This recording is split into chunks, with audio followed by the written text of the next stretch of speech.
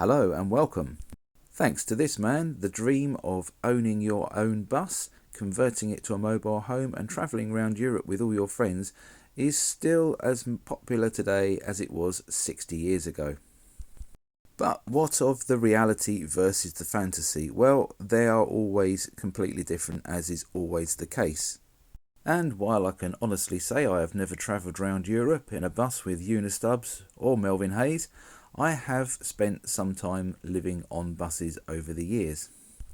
I got bitten by the bug well over 15 years ago when I used to attend steam and country shows for the weekend and used to sleep over on one of my buses. This eventually gravitated into a more permanent thing. And for several years before I found fame and fortune on YouTube, I used to live on an old bus.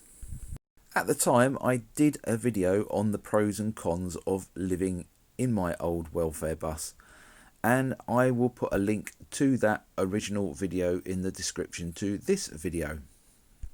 Both my cat and myself spent many happy years living in our little converted welfare bus. But Jake, you say, I'm not interested in your life story. I want to know what bus I need to live in. Well, that is dependent on your specific requirements. If you're on your own or there's two of you, something small like an old Ford Transit or a Mercedes-Benz would be ideal for you. This is also the perfect size if you intend to move around and live out on the road or visit campsites. There is certainly more of an appeal with an old double-decker bus, but sometimes the practicalities can overrule this. If you're touring, you may find that you're not welcome at certain campsites. And the ones you are welcome at, you might not physically be able to fit the bus into them.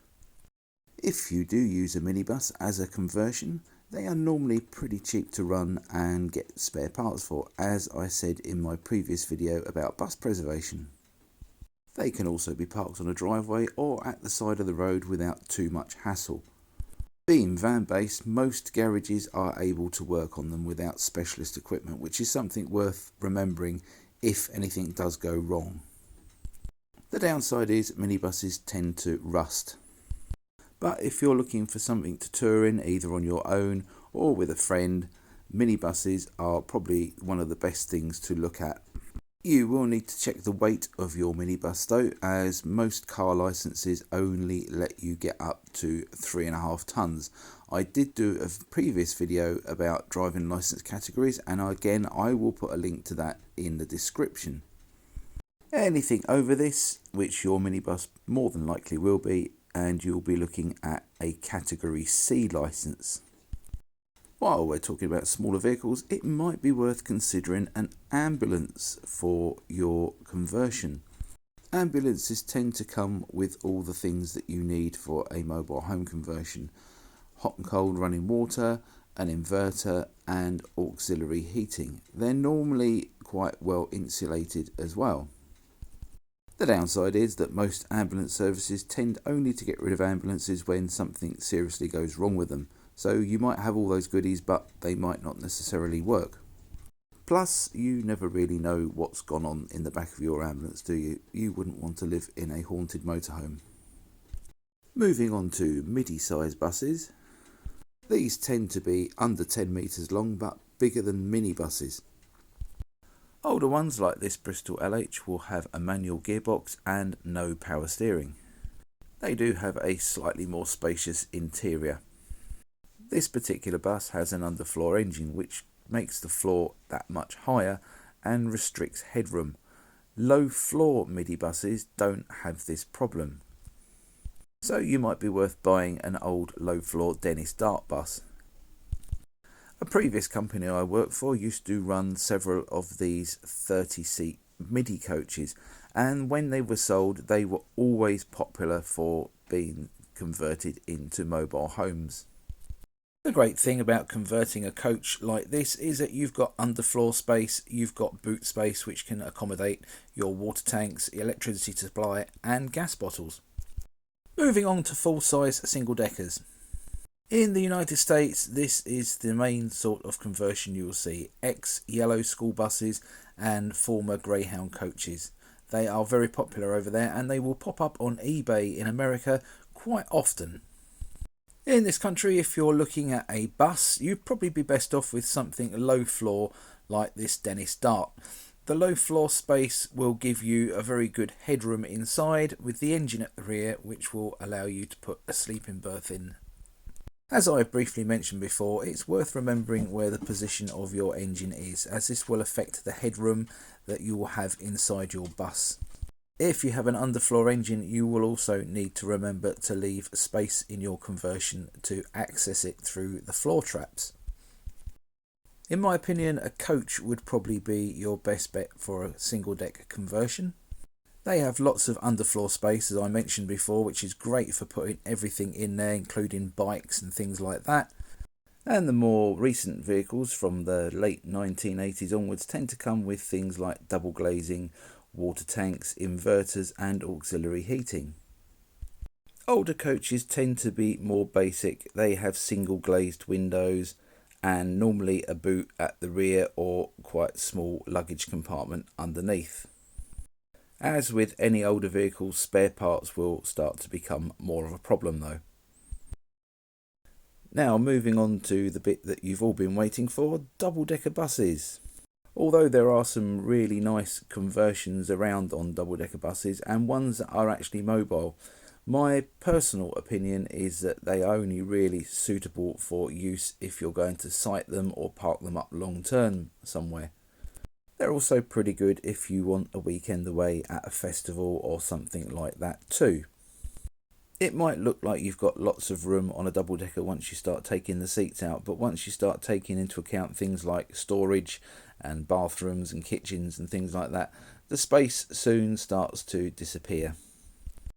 One good thing about later double-decker buses is the engine is normally at the rear of the bus, which tends not to impede on the saloon, the interior, and it won't interfere too much with your conversion. I personally would be inclined to stay away from the traditional front engine rear loading bus for a mobile home conversion. The driver on these tends to sit up front on their own, which if you're travelling with friends and family isn't much fun. And normally the rear platform is open, which means you're going to have to do some quite serious surgery on it to make it all secure. And it's worth mentioning, security on buses isn't great to start off with anyway.